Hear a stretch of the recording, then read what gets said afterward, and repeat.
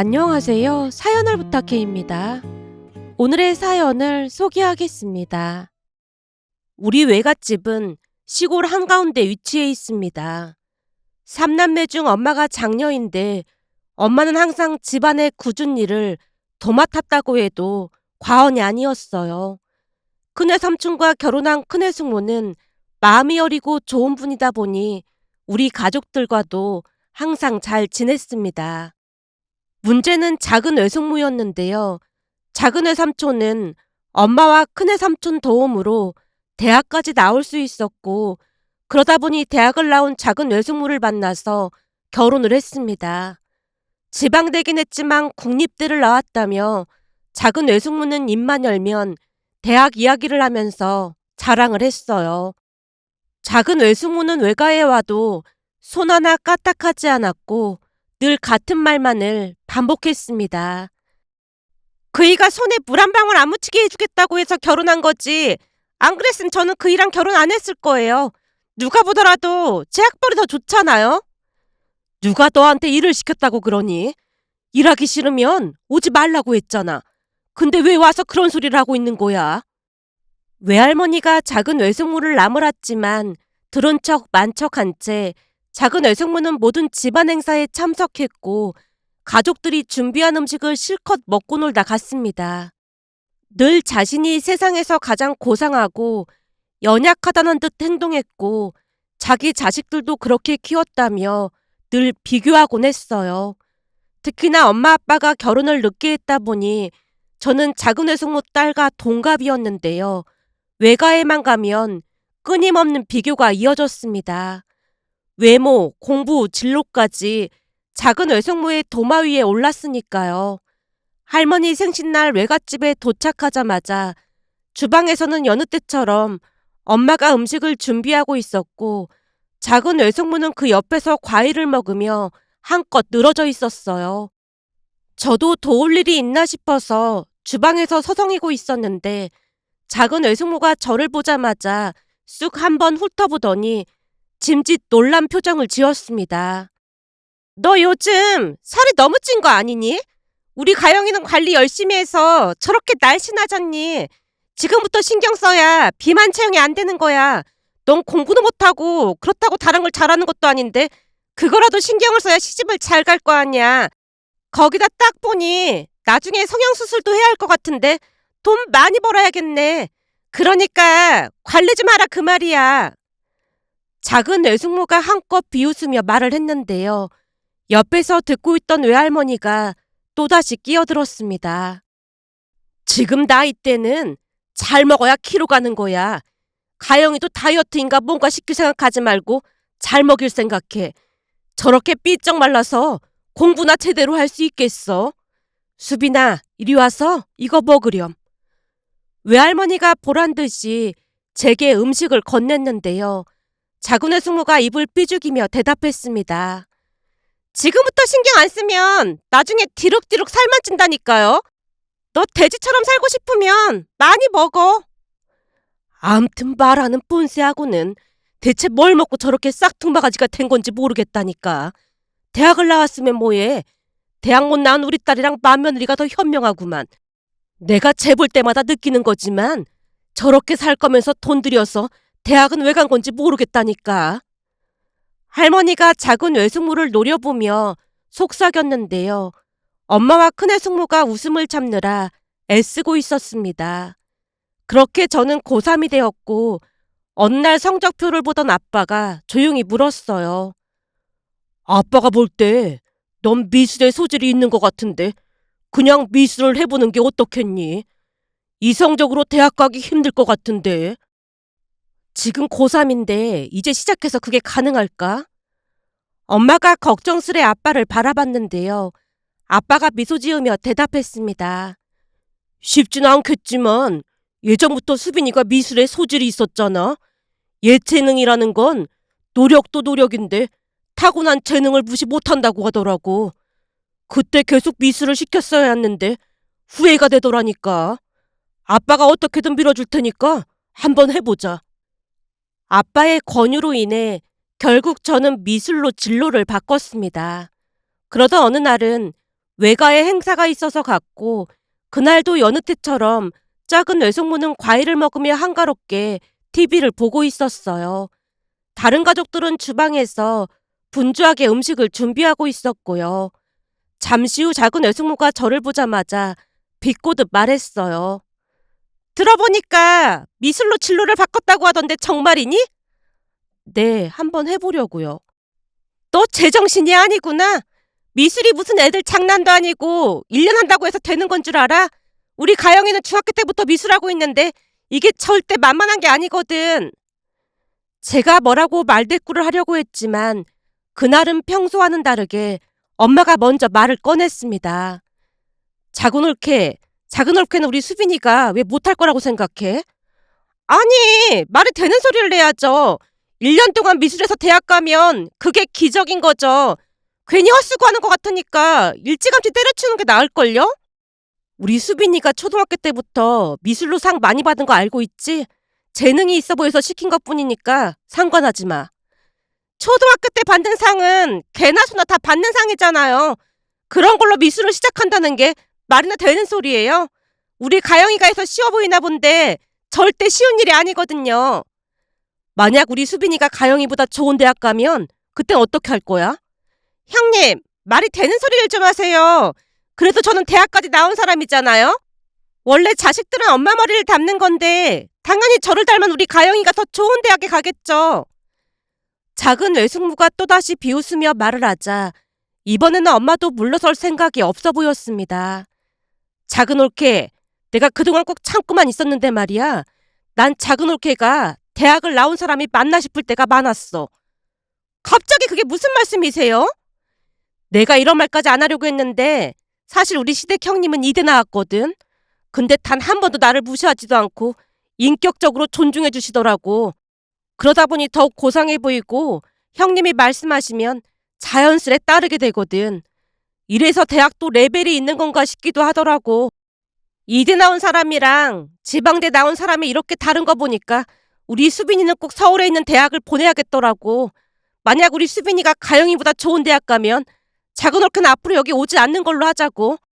와서 허구한 날 먹고 놀다 가는데 굳이 올 필요가 뭐가 있겠어? 형님, 제가 뭐라고 했다고 그렇게까지 말씀하세요. 왜? 다른 사람들한테 상처 줄 때는 아무렇지도 않았는데 직접 안 좋은 소리 들으니까 기분이 나쁜가 보네. 작은 올케는 말이야, 배려라는 것을 좀 배워야 할 것 같아. 그냥 악의 없이 한 말이었어요. 악의가 없었으면 그렇게 비꼬듯이 말하지 않았겠지. 올케가 항상 우리 집 형편 얘기하면서 깎아내리고 우리 수빈이 무시하는 거 여기 있는 사람 중에 모르는 사람 없을걸? 우리 수빈이가 못할 것 같다고 했지? 그럼 한번 해보자고. 그 순간 작은 외숙모는 더 이상 아무 말도 하지 못했는데요. 엄마가 그렇게 단호하게 작은 외숙모에게 맞서는 모습을 그날 처음 봤다고 해도 과언이 아니었습니다. 엄마는 늘 침착하게 상황을 넘기려고 했지만 그날만큼은 작은 외숙모의 비웃음과 무시를 더는 참을 수 없었던 모양이었어요. 작은 외숙모는 더 이상 그 주제로 말을 잇지 못하고 그저 눈길을 피한 채 과일을 집어먹으며 쓴웃음을 지었습니다. 마치 해볼 필요도 없는 게임이라는 듯 말이죠. 그 후로 엄마와 작은 외숙모 사이에는 미묘한 긴장이 흐르기 시작했습니다. 그리고 그날 저는 처음으로 각성이라는 것을 했던 것 같습니다. 엄마와 작은 외숙모의 그런 말다툼 속에서 평생 무시당하며 살아왔던 엄마의 서름이 고스란히 느껴졌거든요. 작은 외숙모의 얕보는 말들과 그 속에 담긴 조롱과 경멸이 차곡차곡 쌓여 엄마의 어깨를 짓눌렀다는 것을 그때 비로소 똑바로 마주할 수 있었습니다. 결국 엄마를 위해 제가 할 수 있는 걸로 그 모든 서름을 갚아주겠다고 생각했어요. 엄마 말처럼 어릴 적부터 미술에 소질이 있었기에 노력하면 안 될 것도 없다는 생각이 들었습니다. 그날 이후로 밥 먹고 잠자는 시간을 제외하고 오직 공부와 그림 그리는 데만 매달렸어요. 세상 모든 에너지를 모아 붓을 들고 손끝으로 제가 가야 하는 길을 그려나갔습니다. 그러다 보니 몸은 점점 말라갔고 피곤에 찌들어 얼굴이 말이 아니었어요. 평생 코피 한 번 쏟아본 적이 없던 제가 그 애만 코피를 몇 번이나 흘렸는지 모른답니다. 그 모습에 결국 엄마가 말리기 시작했어요. 어느 날 저녁 제가 책상에 엎드려 코피를 닦고 있을 때 엄마가 말을 꺼냈습니다. 괜찮으니까 제발 너무 무리하지 마. 이러다 건강해지면 그게 다 무슨 소용이겠니? 그날 일 때문에 그런 거라면 엄마도 그냥 화가 나서 그랬던 것뿐이니까 신경 쓸 필요 없어. 사실 작은 외숙모 때문에 각성을 한 건 맞긴 하지만 그동안 뭐 하나 제대로 해본 적이 없잖아. 이번에는 후회 없이 제대로 해보고 싶어서 그래. 그래야 나중에 후회하지 않을 것 같아. 그래도 건강이 우선이니까 너무 무리는 하지 마. 그 인간들이 안 보고 살면 그만 아니겠어. 엄마가 손을 내밀어 제 어깨를 감싸며 호소했습니다. 하지만 저는 이미 모든 걸 걸기로 결심한 상태였기에 반드시 해내고 싶다는 생각뿐이었어요. 정말 다행이었던 것은 미술에 재능이 있었다 보니 늦게 시작했음에도 나날이 실력이 늘어갔습니다. 미술학원에서도 처음에는 관심조차 갖지 않았지만 시간이 지나면서 모의고사 성적을 묻기도 하며 많은 관심을 보였으니까요. 그때쯤 저는 제 영혼을 갈아 넣었다고 해도 과언이 아니었습니다.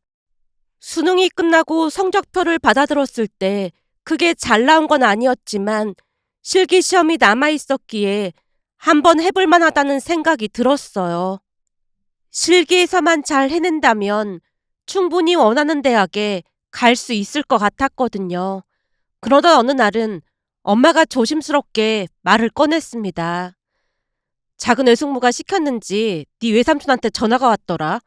가영이는 서울에 있는 학교랑 지방대를 섞어서 원서를 쓴다고 하면서 너는 어떻게 할 건지 물어보더라고. 그 말에 작은 외숙모가 우리를 떠보려는 속셈이라는 걸 알 수 있었습니다. 난 전부 서울로 쓸 거야. 중학교 때부터 미술만 하던 가영이도 결국 지방대를 섞어서 쓴다는데 너도 그래야 하지 않을까? 서울은 경쟁이 너무 세잖아. 제가 고개를 저으며 대답했습니다. 실기가 남아있잖아. 할 수 있어. 그 말에 엄마가 잠시 저를 가만히 바라봤지만 그냥 저를 믿어주겠다는 말만을 할 뿐이었어요. 그렇게 저는 실기를 보러 갔고 지금까지 열심히 한 만큼 후회 없이 최선을 다해 그림을 그렸습니다. 실기 시험을 끝내고 홀가분한 마음으로 외할아버지 제사에 참석을 했는데요.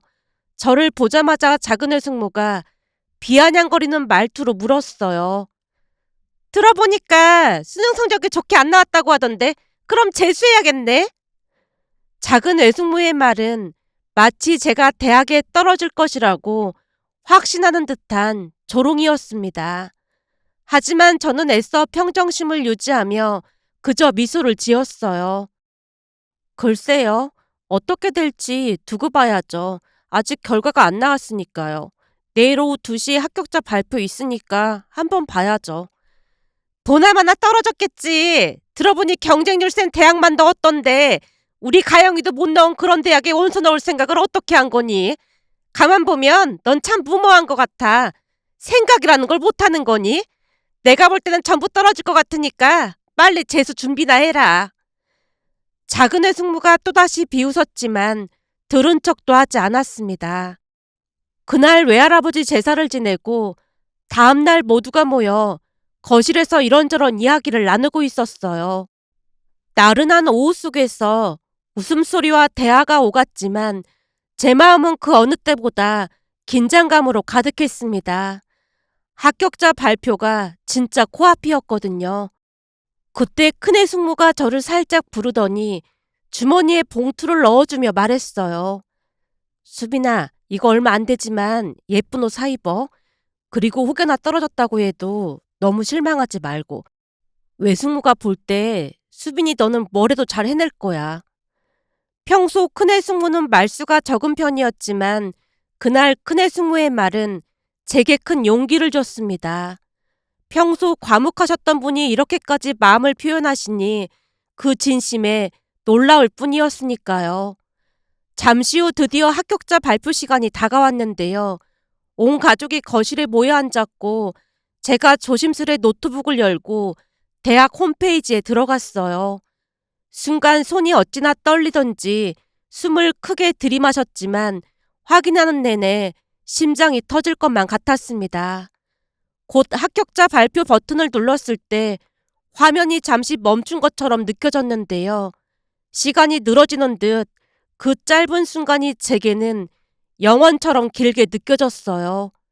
하지만 곧이어 화면에 떠오른 결과를 본 순간 놀라운 일이 일어났습니다. 합격이라는 두 글자가 화면에 떠올랐거든요. 순간 믿을 수 없다는 듯 화면을 뚫어져라 바라봤는데요. 제가 미소를 감추지 못한 채 조용히 외쳤습니다. 붙었어요. 거실에 순간적인 정적이 흘렀고 곧이어 엄마가 먼저 환하게 웃으며 저를 끌어안았어요. 다른 가족들도 연달아 축하의 말을 건넸지만 작은 외숙모는 끝내 아무 말도 하지 않고 사색이 되어 있었는데요. 그날 작은 외숙모의 표정은 정말이지 말이 아니었습니다. 제가 합격했다는 소식을 듣고도 믿을 수 없다는 듯 제 옆으로 와서 노트북 화면을 몇 번이나 다시 확인했으니까요. 마치 그 결과가 잘못된 것일지도 모른다는 듯 작은 외숙모의 동공이 미세하게 떨리고 있었습니다. 급히 외투를 챙기고 아무 말도 없이 서둘러 집을 나섰어요. 다들 어색한 침묵 속에서 그 모습을 바라볼 수밖에 없었고요. 그렇게 작은 외숙모는 예상치 못한 소식에 도망치듯 돌아갔는데요. 며칠 후 더욱 놀라운 일이 일어났습니다. 그저 합격한 것만으로도 벅찬 기쁨이었는데 실기 우수로 장학금까지 받게 되었다는 소식을 들을 수 있었거든요. 믿기 어려운 일이었지만 그저 감사할 따름이었습니다. 하지만 또다시 믿을 수 없는 소식이 전해져 왔는데요. 엄마가 놀라운 표정으로 말을 꺼냈어요. 가영이는 전부 떨어졌다고 하지 뭐니? 아니 그렇게 자신만만해 하더니 이게 무슨 일이라니? 지방대도 떨어졌단 말이야? 그러게 말이야. 네 외숙모 지금 머리 싸매고 알아 누웠다고 하더라고. 그 성격에 배가 얼마나 아프겠어. 그러니까 사람이 마음을 곧게 써야 하는 거야. 항상 나쁜 마음을 먹으니까 자식이 잘 될 리가 있겠어. 사실 그 순간 통쾌하다는 생각보다는 오랜 시간 미술을 준비해왔던 가영이가 얼마나 큰 상처를 받았을지 마음이 아팠어요. 공부도 하면서 미술 실기시험을 준비하는 일이 결코 쉬운 일이 아니었으니까요. 결국 가영이는 재수를 하게 되었지만 1년 뒤 지방대에 합격했다는 소리가 들려왔는데요. 작은 외숙모랑 크게 다툰 뒤 홀로 자취를 한다는 소리만 들었습니다. 그 이후로 작은 외숙모는 더 이상 외가에 오지 않았어요. 그러던 어느 날은 또 한 번 믿기 어려운 소식이 전해졌는데요. 제 남동생이 지방대 치대에 합격을 했거든요.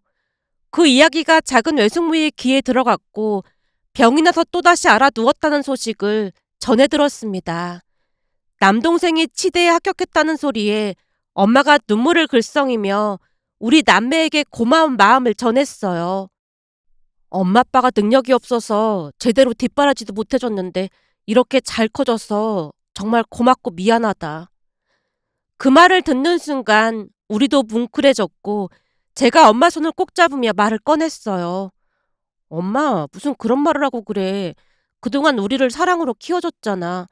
대학 나왔다고 다른 사람 무시하는 사람들보다 우리는 엄마 아빠가 더 자랑스러웠어. 제 말을 듣고 엄마가 눈물을 훔쳤는데요. 오랜 시간 속에 맺혀 있던 것이 그날 비로소 조금 풀린 듯해 보였습니다.